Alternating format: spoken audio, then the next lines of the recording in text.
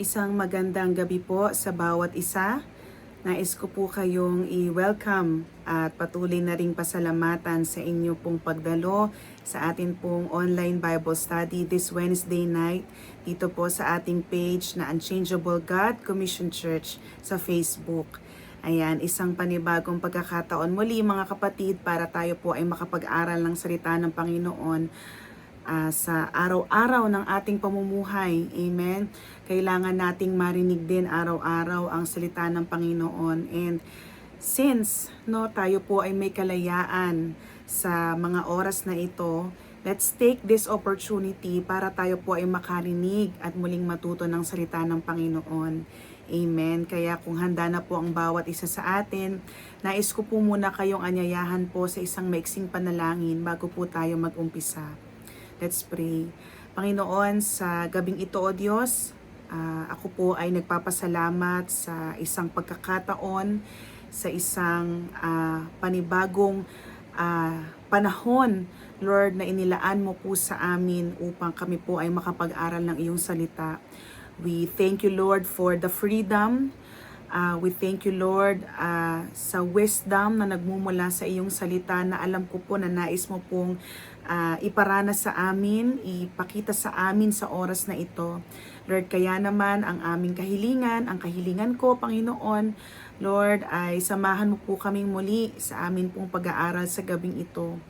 Lord, buksan mo po ang aming mga mata, buksan mo po ang aming mga pandinig, buksan mo ang aming mga puso, buksan mo ang aming mga isip, Panginoon, Lord, sapagkat maliban na ikaw ang magturo sa amin, maliban na ikaw, Lord, ang siyang lumuob na magpakahayag at magturo sa amin. Alam namin, Lord, na hindi magiging posible na ikaw ay aming maranasan, ikaw ay aming makilala.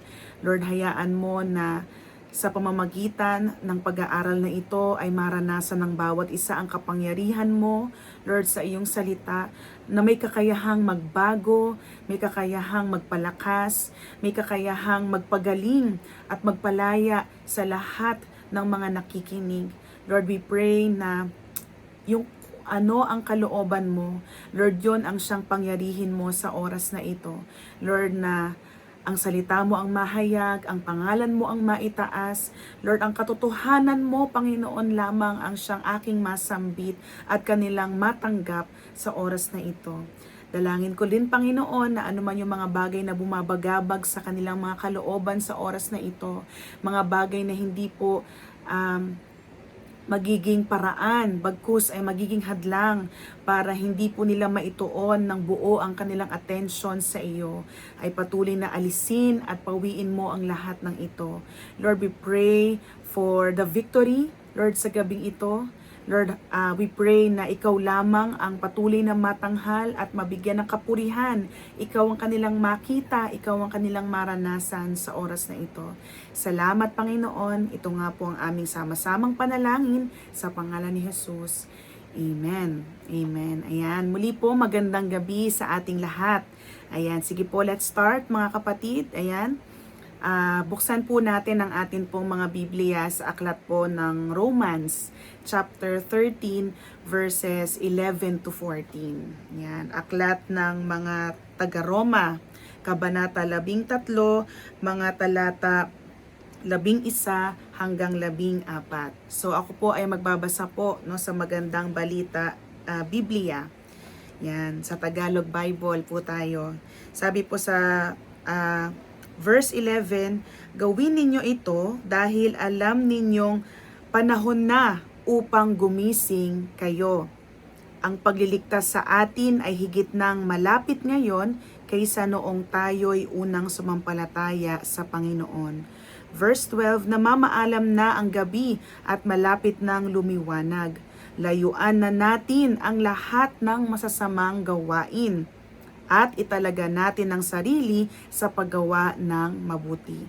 Verse 13, mamuhay tayo sa liwanag at huwag gugulin ang panahon sa magulong pagsasaya at paglalasing, kahalayan at kalaswaan, sa alitan at inggitan. Verse 14, gawin ninyo ang Panginoong Hesukristo bilang sandata at huwag ninyong pagbigyan ang laman upang masunod ang mga hilig nito. Ang Diyos po ang mapagpala sa pagkabasa po ng kanyang banal at makapangyarihang salita. Amen? Ayan. So ang paksa po na nais ko pong ibahagi sa bawat isa po sa atin ay may pamagat po na know the time. Ayan, alamin ang oras. Ayan. So siguro po no, karamihan sa atin no ay at some point meron pong stranger no or kahit siguro ating close friend no mahal sa buhay na nagtanong sa atin anong oras na. Ayan, 'di ba? Lalo kung ikaw yung tao na kagaya ko na mahilig magsuot ng relo. Ako po kahit minsan sa mga public transportation, madalas po akong tanungin ng mga nakakasabay ko, no, ng mga pasahero kung anong oras na, lalo kung wala silang hawak o wala silang suot na relo. No, and syempre no kung alam mo yung oras dahil nababasa mo, hindi po ba madali mong ma-share sa kanya, ay ganitong oras na po. Ayan, 'di ba? Nakakapag-share ka ng kaalaman no sa kanya. No at sa oras na ito, no speaking of the time, no alam ko po na ang bawat pagkakataon na ibinibigay ng Panginoon sa atin ay pagkakataon no para mas makilala siya. No kung hindi pa man no ay makilala na talaga siya. Amen ba? No, ito po yung panahon na ito. No, kung tatanungin niyo po ako kung anong oras na, no oras na po no para makinig talaga no sa salita ng ating Panginoon. So know the time. Amen. Tayo po no bilang mga tao din no alam din natin no yung mga panahon na dumarating, halimbawa no kung kayo po ay may kakilalang magsasaka no or kayo po ay mayroong kaalaman no sa pagsasaka, alam nyo po yung best time, hindi po ba, kung kailan dapat magtanim at yung best time kung kailan mo naman ito aanihin. Amen.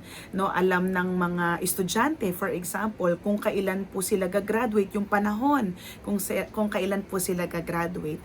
No, mahalaga po ang time no para sa atin. No, sabi nga no, ang oras po ay isang precious commodity. No, ang oras po ay isang bagay na napakahalaga na kapag lumipas, no, hindi mo na po pwedeng bawiin o bumalik no sa nakaraan no kasi tapos na po siya no. Kaya nais ko pong bigyang diin na dahil mahalaga po ang time, sabi nga time is gold no, time is precious no, kailangan po ay maging maalam tayo, kailangan maunawaan natin yung panahon, yung oras. Amen. So, yung atin pong text ay binasa po natin from Romans chapter 13 verses 11 to 14. Ayan. So, sa English po, no, makikita natin na binanggit po dito, no, sabi dyan, besides this, you know the time. No, bukod dito, no, sabi po dito, no, alam mo ang oras, no, alam mo ang panahon. No, meron po kasing dalawang Greek meaning no ang time no, ang chronos no at ang kairos no. Malamang no yung ilan sa atin alam na po ito no. Kapag sinabi nating chronos no, ito yung oras na makikita natin sa relo no o sa orasan no, na kapag tinanong ka anong oras na, alas 6 na no ng gabi, hindi po ba? Yung kairos naman po ay kaiba sa chronos no. Ang kairos po, it is in the sense of a fixed and definite period.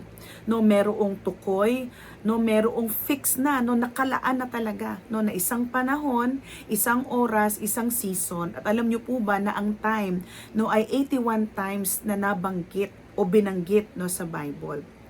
Gaya nga na nabanggit ko kanina, no, kapag panahon na ng pagsasaka, panahon ng pagtatanim, panahon ng pag-ani, ayan, no, panahon para mag-aral ng salita ng Diyos, no, yan, kairos, no, ang tinutukoy dyan. No, kaya yung time dito mga kapatid na tinutukoy is hindi kung ano yung oras na, literally. Pero yung time na tinutukoy po dito, no, sa ating paksa is yung time na period or era or age. Amen ba? Kagaya natin no, bilang mananampalataya, ang Panginoon ay nagtakda ng panahon ng kanyang muling pagbabalik. Amen. Tayo bilang tao, ang Panginoon ay nagtakda ng panahon ng ating kapanganakan at panahon ng ating kamatayan. So yun po yung kairos, no, na tinutukoy dito. So sabi sa verse 11, besides this, you know the time. No, yung time po na tinutukoy dito ay makikita natin dun sa susunod na mga salita. That the hour has come for you to wake from sleep. Sabi dyan, for salvation is nearer to us now than when we first believed. No, yung time po na tinutukoy po dito, yung hour no napaparating na sa bawat isa sa atin, no, is yung oras na kung saan yung ultimate no na pagliligtas ng ating Panginoon ay atin nang mararanasan kasi muli na siyang babalik, no, yung end times, no, yung muling pagbabalik ng ating Panginoong Hesus, no. Ito po yung time na tinutukoy dito.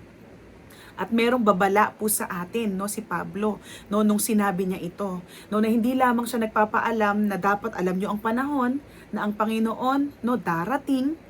Amen ba? No, siya ay muling magbabalik, pero dapat alam nyo yung panahon na ito na dapat meron na kayong ginagawa. Di po ba? Tayong bilang mga Kristiyano, madalas na maituro sa atin o maipaalala sa atin yung salitang waiting, yung concept na waiting. Di po ba? Hindi lang dahil meron tayong iniintay no, na answered prayer no, mula sa Panginoon, that dito lang no, sa lifetime na ito, pero tayo ay nag-iintay sa muling pagbabalik ng ating Panginoon, no? Matanong ko nga no ang bawat isa sa atin, no, sino po sa atin ang nananabik no sa muling pagbabalik ng ating Panginoon? No, meron po bang nananabik o meron pong natatakot? No, kasi marami tayong mga nakikitang mga bagay na hindi natin nararanasan palagi o tuloy-tuloy no mga nakakaraan, lalo ngayon no na talagang kahit pagka tinignan natin yung mga balita, hindi ba? Andyan yung mga earthquakes, hindi po ba? Na gumigimbal no sa maraming tao sa panahon ngayon. Di po ba? At alam naman natin na itong mga bagay na ito no ay kailangan mangyari, no? Yung paglindol, no, yung pag-increase, no, 'di ba? Sabi nga sa Book of Matthew nung lawlessness, 'di ba? Mangyayari at mangyayari lahat 'yan. No, alam natin 'yan, no, pero sa kabila ba ng lahat ng 'yon, tayo ba ay nananabik pa rin kahit na mahihirap o mabibigat ang mga sitwasyon na dumaraan at paparating na sa atin? Amen po ba? So sabi dito, no, beside this, you know the time that the hour has come for you to wake up from sleep. No, alam niyo po, no, sa isang mananampalataya, kasi mananampalataya ang tinutukoy po dito no, sa isang mananampalataya, no, na tunay na nag-aantay sa Panginoon, hindi po pwedeng siya po ay natutulog. Ayan, no, sabihin natin yan sa ating sarili, hindi tayo pwedeng matulog. Yung sleep po na tinutukoy dito mga kapatid, hindi po ito nangangahulugan doon sa literal na ikaw ay natulog. No, hindi po sinasabi ng ating Panginoon na huwag tayong matulog talaga, na manatiling dilat, no, literally ang ating mga mata. Pero yung sleep po na tinutukoy dito, it has something to do with being spiritually, yung spiritual apathy, no, spiritual apathetic.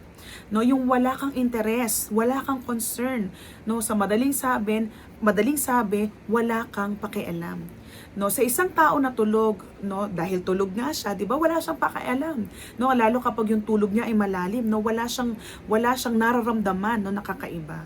No, kaya nga minsan ako personally, no, kapag lumindol na kahit mahina, hindi ko yan mararamdaman pag tulog ako, no, kasi malalim akong matulog. No, ganun po yung isang taong tulog, no, wala siyang pakialam kasi nga tulog siya. And at the same time, merong lethargy, no, ibig sabihin, no, walang gana.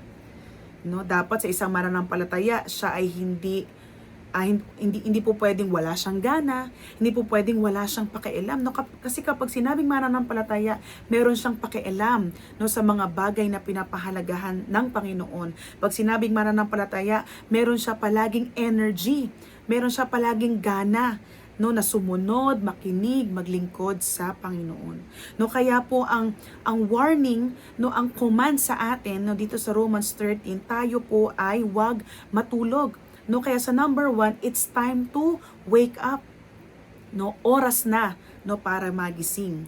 oras na para tayong lahat ay gumising. At alam nyo, no, sa Bible, makikita rin natin itong consistency, no, yung pattern ng command na ito, no, kung ang pag-uusapan ay sa muling pagbabalik, no, ng ating Panginoon. No, sabi po sa 1 Corinthians chapter 15 verse 34, "Wake up from your drunken stupor, as it is right, and do not go on sinning." No, gumising ka na, no, mula sa iyong paglalasing. Gumising ka na rin, no, mula sa iyong pagtulog, at huwag ka nang magkasala pa. 1 Thessalonians 5 verse 4, no, and 5 verse 4 to 8. No, sabi diyan, "But you are not in darkness, brothers, for that day to surprise you like a thief. For you are all children of light, children of the day. We are not of the night or of the darkness." Verse 6, "So then, let us not sleep as others do, but let us keep awake and be sober." No, sabi sa verse 7, "For those who sleep, sleep at night, and those who get drunk, drunk at night.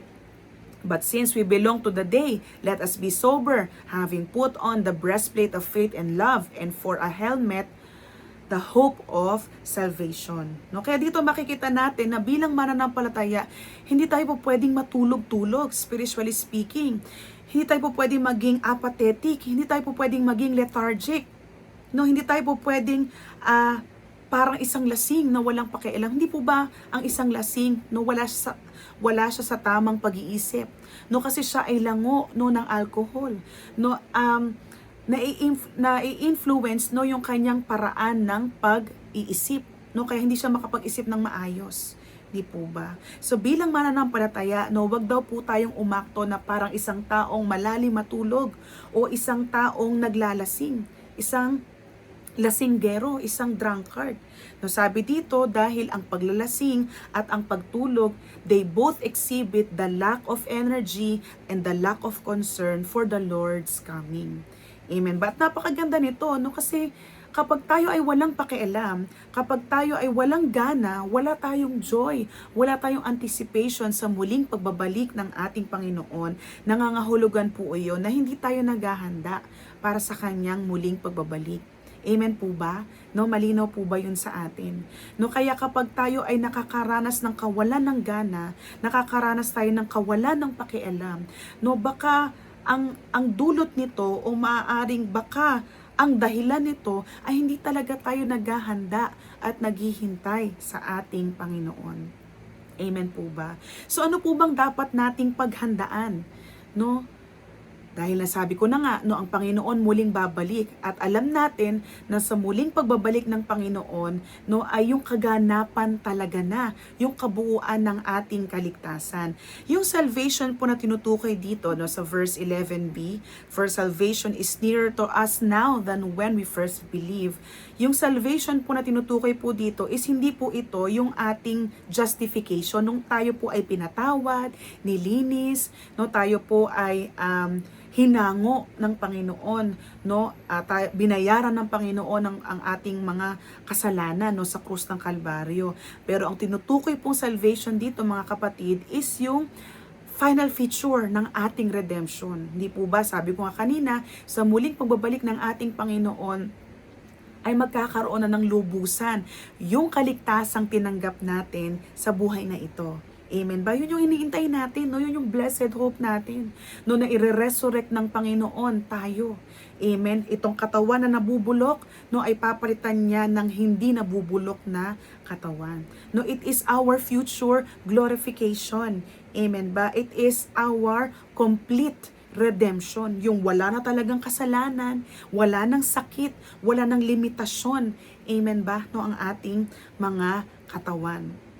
Magandang example po dito, no, sa kung ang pag-uusapan is yung pag-iintay, no, yung sa usapin ng spiritual apathy and spiritual lethargy, is makikita natin, no, sa Matthew 25 verses 1 to 13, no, yung parabola ng 10 birhen. Amen ba? So most of us, I think, no, alam natin yung storya na ito, no, at ay encourage everyone na after this Bible study balikan natin itong Matthew 25 verses 1 to 13. Marami tayong mapupulot na aral dito kung ang pag-uusapan is yung muling pagbabalik ng Panginoon, anong dapat ginagawa natin habang tayo ay naghihintay sa pagbabalik ng Panginoon. Kasi dito po sa parabolang ito itinuro sa atin ng ating Panginoong Jesus yung kahalagahan ng paghahanda. Amen. Kagaya nung 5 matatalinong birhen na sa kanilang pag-iintay sa Panginoon. Kasi hindi nila alam kung kailan babalik. Actually, hindi ang Panginoon yung bridegroom. Kasi merong kasalan na magaganap. But it represents ang ating Panginoon. Sa muling pagbabalik ng ating Panginoon or ng bridegroom dun sa parable, hindi naman natin talaga alam yung exact time and date kung kailan siya darating. Maraming mga hula, maraming mga haka-haka, pero tatandaan natin, kagaya nga ng sabi ng ating Panginoong Jesus, only the Father knows the exact time and date ng kanyang pagbabalik ng ating Panginoong Jesus. At yung 5 matatalinong dalaga o birhen, naghanda sila, sila po ay nagdala ng extra oil, na kung saan hindi iyon ginawa nung 5 mangmang na birhen. Kaya nawa tayo po ay maging katulad nung 5 matatalinong birhen. Handa. Kasi hindi natin alam kung kailan darating ang ating Panginoon. Sabi dito, for when He does return, there will be no second chances for the unprepared. Darating ang panahon ang pagtuturo patungkol sa kaligtasan nahihinto. Amen ba? Mas magiging mahirap ang tumanggap ng kaligtasan mula sa Panginoon. At alam niyo po kapag tayo ay namatay na, either tayo ay abutan ng ating kamatayan o tayo po ay abutan ng muling pagbabalik ng ating Panginoon, wala na pong second chance kapag tayo po ay hindi tunay na kumilala sa Kanya. Amen po ba? So kaya ang daming magagandang aral na makikita po natin dyan. At alam niyo po ang Bible, madalas niya na gamitin yung muling pagbabalik ng ating Panginoong Hesus para i-motivate tayong mananampalataya. Na yung ating pag-aantay, hindi naman po ito mawawala ng saysay. Na bagamat, yes, it's true na hindi natin alam kung kailan babalik ang ating Panginoon, pero ang truth, amen, hindi nawawala ng saysay ang ating pag-aantay. Kaya nga, tayo ay continuously na minomotivate ng salita niya. Para hindi tayo mag-lose heart. Hindi tayo mawala ng pag-asa. Hindi tayo mawala ng pagtitiwala sa Panginoon. Basahin ko lang po from 1 Peter chapter 4 verses 7 to 11. 1 Peter chapter 4 verses 7 to 11. Sabi dito, verse 7, the end of all things is at hand. Therefore, be self-controlled and sober-minded. Binanggit ulit, maging matalas ang isip. Maging malinaw ang pag-iisip. Ibig sabihin, dapat gising at hindi katulad ng isang lasing. Amen ba? For the sake of your prayers. Diba? So, yan, makikita natin dyan yung kahalagahan talaga ng paghahanda. Yaan yung nais na makita ng Panginoon sa atin. Kasi nais ng Panginoon na tayo ay mandatnan niya, na nag-aantay sa Kanya ng may pag-asa. Na tayo ay naglilingkod, na tayo ay sumusunod. Na hindi yung parang si Juan Tamad, na walang ginagawa. Diba, nais ng Panginoon, kapag sinabing Kristiyano, action, merong ginagawa. So, ano po yung number 1, What time is it? It's time to wake up. Oras na para tayo ay gumising. Pangalawa, it's time to cast off the works of darkness. Panahon na para hubarin o alisin, talikuran ang mga masasamang gawain. So balik tayo doon sa ating text ngayon, sa Romans chapter 13. Ayan, so ano po ang sabi dyan, The night is far gone, the day is at hand. So then, let us cast off the works of darkness and put on the armor of light. No, pag sa Tagalog natin binasa, sabi diyan, namamaalam na ang gabi at malapit nang lumiwanag. Layuanan natin ang lahat ng masasamang gawain at italaga natin ang sarili sa paggawa ng mabuti. So it's time to cast off the works of darkness. Amen. So pag sinabing namamaalam na ang gabi at nariyan na ang liwanag, ibig sabihin, no, yung muling pagbabalik ng Panginoon, eto na. No, malapit na talaga. Ayan. So ano po yung works of the darkness na tinutukoy po dito, no, sa verse 12. No, actually, no, yan po ay makikita natin, no, sa verse 13. Yung orgies, drunkenness, sexual immorality, sensuality, quarreling, jealousy. No, makikita rin natin yan, no, sa Galatians, no, yung mga bagay na hindi kalooban ng Panginoon na tayo ay mamuhay pa rin, no, doon. No, sa Colossians, no, makikita rin natin yan. No, yung mga bagay na yan, yung works of the darkness na yan, nais ng Panginoon bilang mga mananampalataya na i-forsake na natin ang mga bagay na ito. Huwag na tayong patuloy pang mamuhay dito. No, kasi kapag sinabi nating mananampalataya, ibig sabihin dapat hinuhubad na, no, inaalis na, parang isang damit na marumi. No, itong mga bagay na ito dapat, dahil ang damit ay marumi na, dahil ang damit ay luma na, no, hindi nakagamit-gamit, dapat doon ay tinatapon na. Di po ba? No? So ganun din po, no, itong mga masasamang gawain na ito. Tandaan natin, mga kapatid, tayo po ay iniligtas ng Panginoon mula sa kadiliman patungo sa kaliwanagan.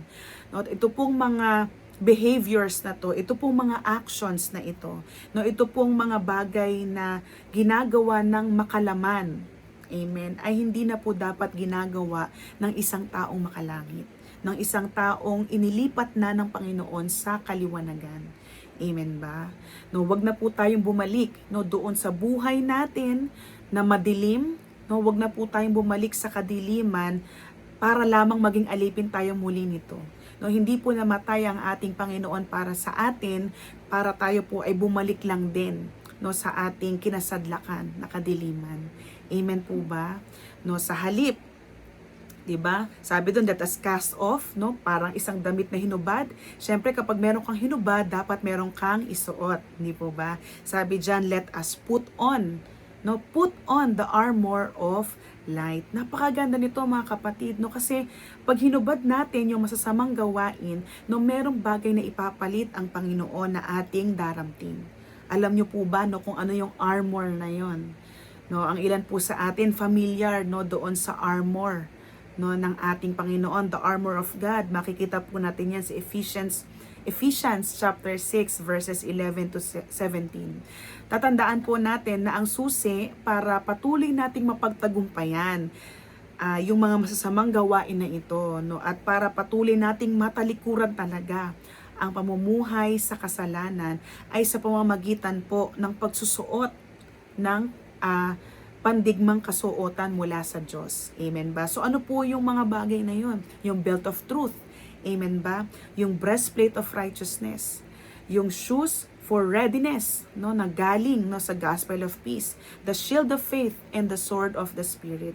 Although wala tayong enough time, no, para mahimay-himay, no, itong mga bagay na ito, no, pero maganda basahin natin. No, ito po yung armor ng Panginoon na nais na ating isuot upang sa ganon mapaglabanan natin, no, ang mga masasamang gawain, maging ang lahat ng mga palason ng kaaway sa atin. Amen po ba? No, para mapagtagumpayan natin ang temptation. Amen ba? No, kasi let's face it, no, bilang isang mananampalataya, hindi po tayo exempted sa temptation, no, mga kapatid.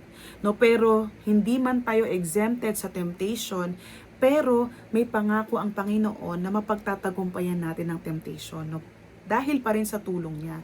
No, kaya mahalaga na hindi lang natin basta alam na merong alok na tulong ang Panginoon sa atin, no, yung kanyang armor, pero mahalaga na sinusuot din natin siya. Ibig sabihin, mahalaga na ginagamit natin yon. No, at para maintindihan natin yon, dapat nagbabasa tayo. Amen po ba? Dapat nananalangin tayo. No, dapat pag-igihan natin yung mga spiritual disciplines natin bilang isang Kristiyano. No, kasi yan din ang lubos na makakatulong sa atin para makatawid tayo.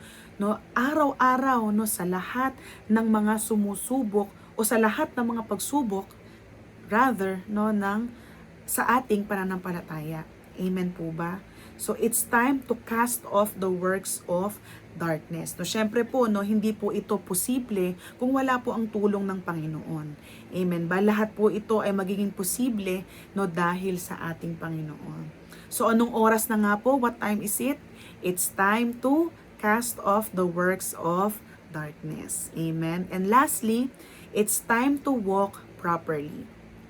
So, naintindihan na natin, kailangan manatili tayong gising, kailangan manatili tayong alisto, 'di ba? Kailangan manatili tayong excited, 'di ba?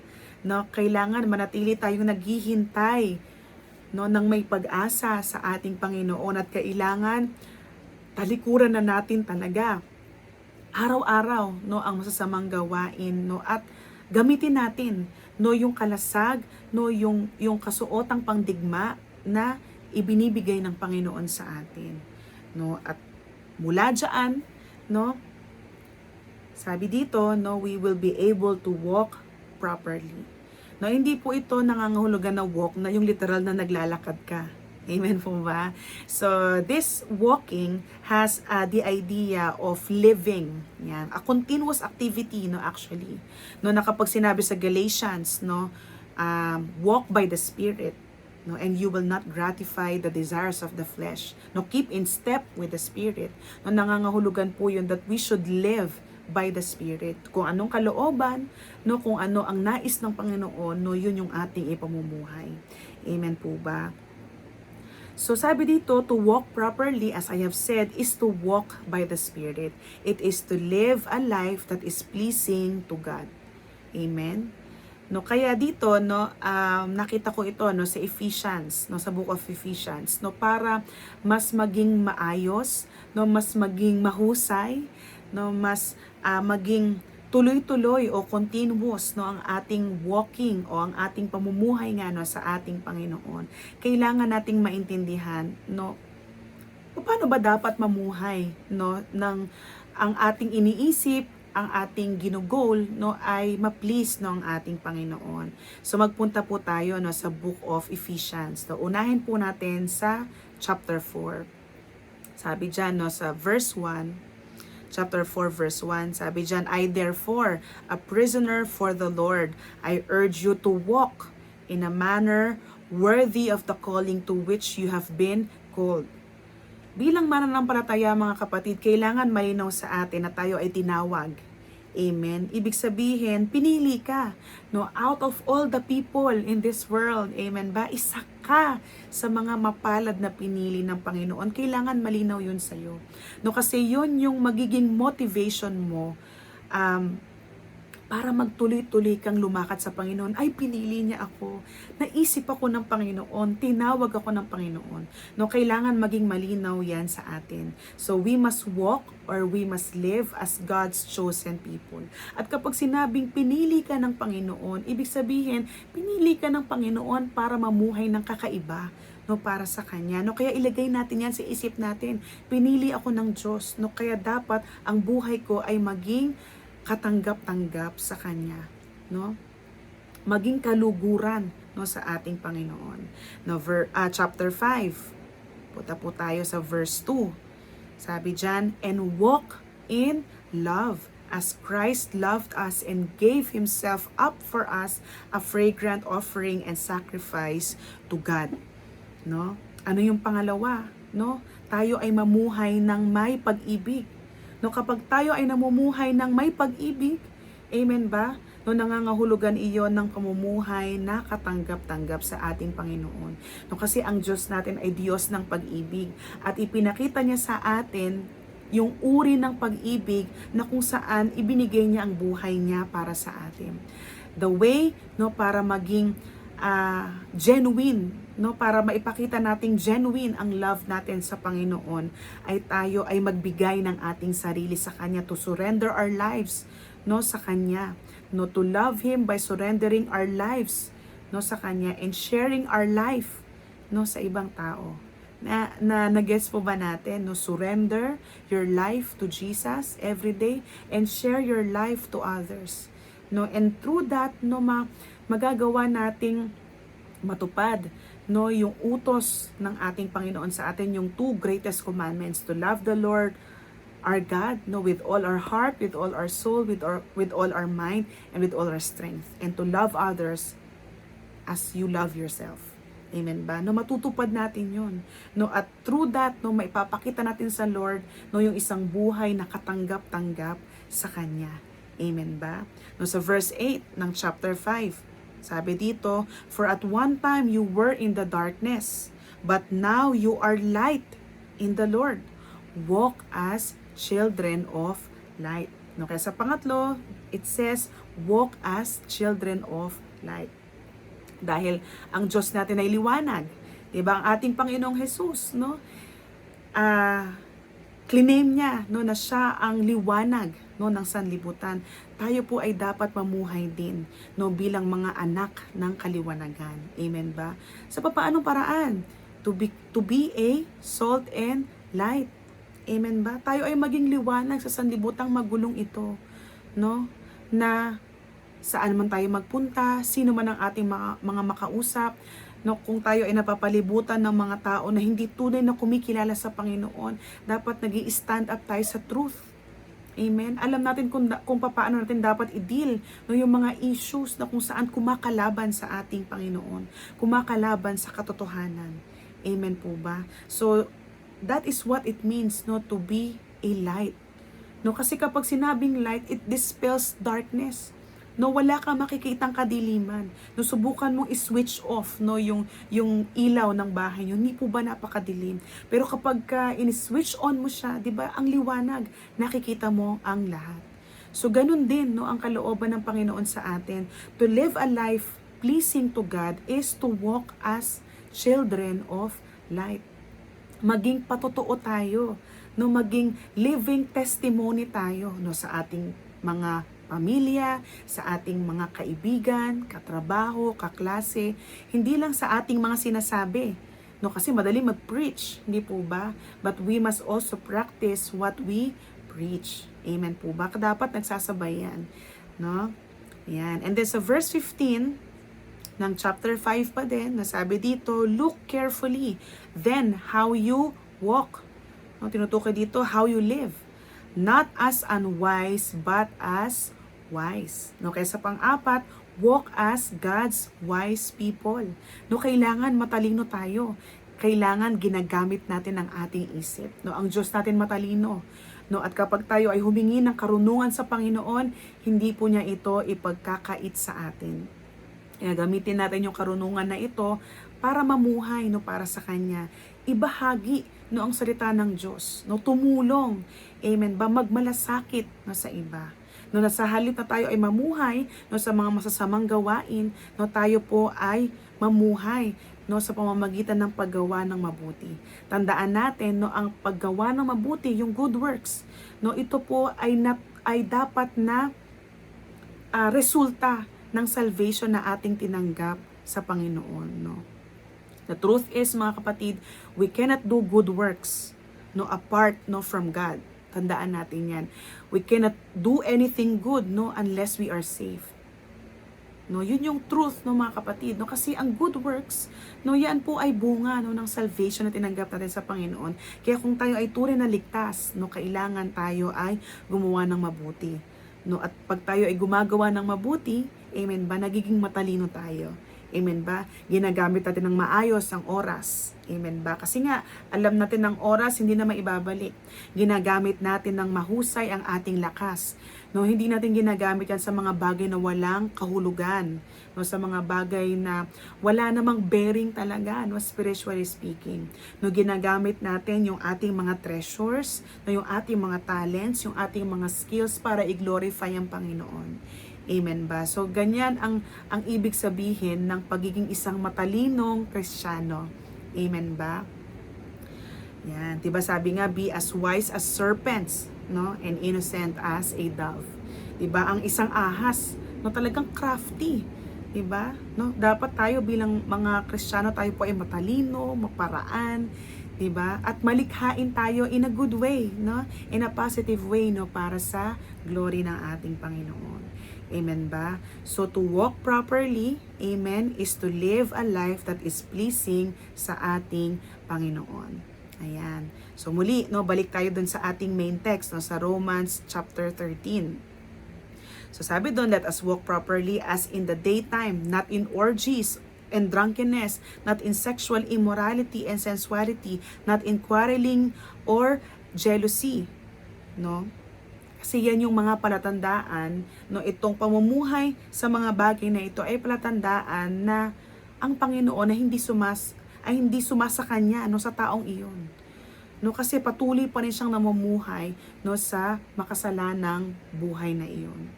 No? Kaya kailangan tayo po ay mamuhay, no, ng maayos na talaga. Paraan niya, no, ng paghahanda natin sa muling pagbabalik ng Panginoon. And so verse 14 it says, but put on the Lord Jesus Christ and make no provision for the flesh to gratify its desire. So ano po ang tinuturo sa atin dito ng verse 14? No, nung tayo po ay kumilala sa ating Panginoon, tinanggap na natin ng banal na Espiritu. Amen ba? No, ang banal na Espiritu po ay nananahan sa isang tunay na kumilala sa Panginoon. At kung ang banal na Espiritu po ay tunay na nananahan, nagre-reside, no, sa isang mananampalataya, no, ibig sabihin at work na, no, yung sanctification, no, sa mananampalataya na yon. No, kapag sinabing sanctification, ito po yung tuloy-tuloy, no, it is a continual spiritual process, no, na kung saan ang mga iniligtas ng ating Panginoon ay matransform sa image at likeness ng ating Panginoong Jesus, to live like how He lived and to love like how He loved. Amen po ba? So tatandaan natin na dito, no, doon sa sinabi sa verse 13, let us walk properly, it will be possible again, no, dahil sa ating Panginoon, because the Holy Spirit transforms us to conform us to the image and likeness of our Savior Jesus Christ. No, ito kasi yung ultimate goal natin, na mga kapatid. No, sana po bilang mananampalataya, nawa ang goal natin hindi lang basta magpayaman, no, umangat lang ang buhay natin, no, pero bilang mananampalataya, dapat po ang ultimate goal talaga natin is Christ likeness. No, kasi diyan po tayo tinawag. No, yan po ang dahilan, no, kung bakit nais ng Panginoon tayong iligtas. No, para sa ganun tayo po ay ma-conform, no, tayo ay ma-pattern, mahulma, no, sa anyo, no, sa wangis, no, na maging katulad tayo ng ating Panginoong Jesus. Amen ba? Maging perfect tayo. No, yung goal natin is perfection, kasi sa muling pagbabalik ng ating Panginoon, kapag tayo ay fully transformed na, fully redeemed na, perfected na tayo niyan. No, kaya dapat, no, sa panahon pa lang po na ito, no, sa mga oras pa lang na ito, no, andun na po tayo, no, na ipapaloob na natin yung ating sarili, no, sa sanctification. No, possible po yan, mga kapatid, kasi ang Holy Spirit ang nananahan sa atin. Amen po ba? Ayan. So sabi dyan, a life that is God-centered, Christ-like, and Spirit-filled, walking away from living in sin, and walking towards God's ultimate promise of redemption when He returns. Amen ba? No, kaya, idalangin natin to sa Panginoon. No, kahit na tayo ay nag-i-struggle, no, Panginoon, nagkasala na naman ako, pero nawa hindi naman yun maging dahilan para tayo ay huminto. No, manalangin tayo sa Panginoon na ang buhay natin ang laging maging sentro siya. Amen ba? Ang buhay natin, no, ay laging ma-pattern sa wangis niya. Amen ba? At ang buhay natin ay laging mapuspos ng banal na Espiritu sa buhay natin. Amen po ba? No, at sa atin pong pagtatapos, no, nais ko lang pong i-share, no, alam niyo po, this verses, no, from Philippians chapter 13 has been continually lingering na sa aking isip at puso, no, for weeks already, no, mula nang na-meditate ko siya, no, Kasi po katatapos ko lang no, sa Book of Philippians, and talagang bagamat ilang beses ko na tong narinig, na devotion, no, na quiet time, nabasa, pero during that time, na talagang iba yung naging impact sa akin. Na talagang it really touched my heart na, oh nga Lord, no, kung i-compare talaga no, yung buhay ko dun sa buhay na nais mo, abay napakalayo ko pa pala. Di po ba? So, buksan natin no, sa Philippians chapter 3, verses 12 to 14. Sabi dito, "Not that I have already obtained this or am already perfect, but I press on to make it my own, because Christ Jesus has made me His own." Sabi ni Pablo, hindi sa nakamtan ko ng lahat.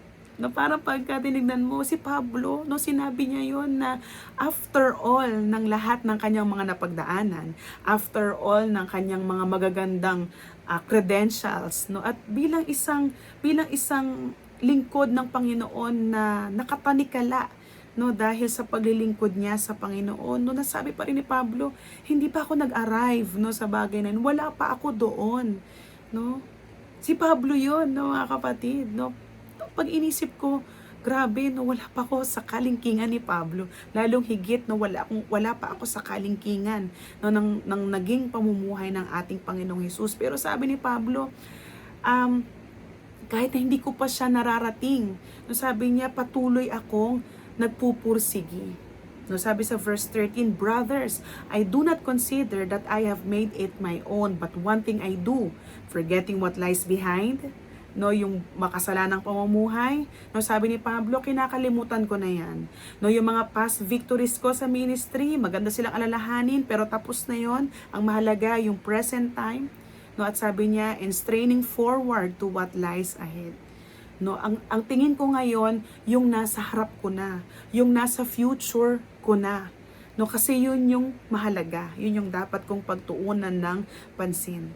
Ano yung dapat na pagtuunan natin ng pansin? No, sabi sa verse 14, "I press on toward the goal for the prize of the upward call of God in Christ Jesus." No, ang pinagpupursigihan ni Pablo at dapat nating pagpursigihan bilang isang mananampalataya is yung gantimpala na makilala si Kristo, na maging katulad ni Kristo. No, ang tinutukoy ni Pablo po dito is yung Christ likeness. No, mapasa kanya, no, yung attitude, yung mind, yung heart ni Christ. Amen ba? No, kaya I call it the forward upward calling. Ayan, no, ang tingin mo diretso pataas. No, kasi alam mo, no, bilang isang mananampalataya, ang destiny mo, ayan, no, ang destination mo is hindi lang sa kamatayan na ikaw ay malilibing, no, sa libingan, pero ikaw ay papunta sa langit, no? Dahil ikaw ay citizen ng langit. Amen po ba? No, kaya nawa, no, sa gabing ito, no, na-encourage tayo na maging aware tayo sa panahon. Amen ba? Talagang ang mga senyales, ang mga palatandaan ng muling pagbabalik ng Panginoon ay narito na. No, at bilang mananampalataya, ang aking pong encouragement sa bawat isa sa atin ay huwag po tayong matatakot. Amen ba? Huwag po tayong magugulat. No, kasi ang lahat ng ito ay kailangang mangyari. Sa halip na pagtuunan natin ng pansin, no, sa takot, no, sa gulat, no, yung mga nangyayari, no, mas ituon natin yung pansin natin sa kung ano yung higit pa roon, what lies beyond, no, ng lahat ng mga senyales na ating nakikita. Amen po ba? No, kasi bagamat hindi natin alam kung kailan darating ang ating Panginoong Hesus, pero hindi siya nagkulang sa atin. Amen ba? Naihanda tayo, no, sa mga mangyayari. No, kaya, no, let us know the time, and let us live wisely, no, dun sa time na inalat sa atin ng Panginoon, no, habang hindi pa siya dumarating, upang sa ganon, as I have said, no, tayo po ay matagpuan ng Panginoon na tapat na nag-aantay sa Kanya. And someday, no, marinig natin ang tinig ng Panginoon na tayo ay Kanyang ginagantimpalaan, tayo ay Kanyang pinupuri ng well done, good and faithful servant. Amen po ba? So sige po, tayo po ay manalangin. Panginoon, sa gabing ito, O Diyos, muli kami nagpapasalamat sa isang panibagong pagkakataon na kung saan kami po ay nakapag-aral muli ng iyong salita. We thank you, Father, for always reminding us, for always equipping us, for always teaching us, and even rebuking us, Panginoon, Lord, sa lahat ng mga maling perspective. Lord, patuloy na ina-align mo po kami sa perspective mo at sa kalooban mo upang sa ganon, as we live for you, Lord, we live wisely, we live properly, O God, we live with love. Lord, we live, O God, na ang aming goal is yung Christ-likeness, yung Christ-like life, O God. Lord, dalangin ko nga that as we wait for you, tulungan mo po kami, Panginoon, na laging maging mindful sa oras. Lord, wag kami magtuon sa mga bagay na aming nakikita, pero Lord, ang pagtuunan namin ng iyong salita, kung anong sinasabi mo, Panginoon, and from that, Lord, ay makapaghanda po kami. Lord, tulungan mo kami na maging katulad kami, Lord, noong 5 birhen, matatalinong birhen, na kung saan ay nakapaghanda sila sa muling pagbabalik ng lalaking ikakasal. Lord, muli kang babalik. Lord, hindi namin alam kung ano ang mangyayari sa mga susunod na oras, araw at buwan. Pero Lord, alam namin na muli kang babalik. Lord, kaya naman Panginoon, salamat sa wisdom mo, Lord, sa gabing ito. And I pray na sa mga kapatid ko na mayroong mga worries and anxiety sa oras na ito na maaaring dala, Lord, ng kanilang mga naririnig, nababasa at nakikita sa balita at sa paligid. Dalangin ko na patuloy na i-align mo silang muli, Lord, sa kalooban mo. I-align mo silang muli, Lord, sa pangako mo, Lord, na sa aming pag-aantay, Lord, hindi mo kami pababayaan, hindi mo po kami iiwan, Panginoon, as we journey in this life, O God, na maaring may pain, may obstacles, Lord, may temptations, sufferings, and testings, O God. Lord, alam namin na magiging victorious kami, Lord, sapagkat Ikaw, Lord, ang aming Diyos. Lord, Ikaw ang sumasa amin at kami, Panginoon, ay nasa sa iyo. Salamat, Panginoon. Lord, sa gabing ito, nawa ang pangalan mo po ang patuloy na naitaas, na parangalan at patuloy na nabigyan ng mataas na kapurihan. Lord, ito nga po ang aming sama-samang panalangin. Sa pangalan ni Jesus, ang lahat po ay magsabi ng Amen. Muli po, isang magandang gabi po sa bawat isa po sa atin. At nawa po ang pagpapala ng ating Panginoon ay sumaating lahat. Salamat po. To God be the glory.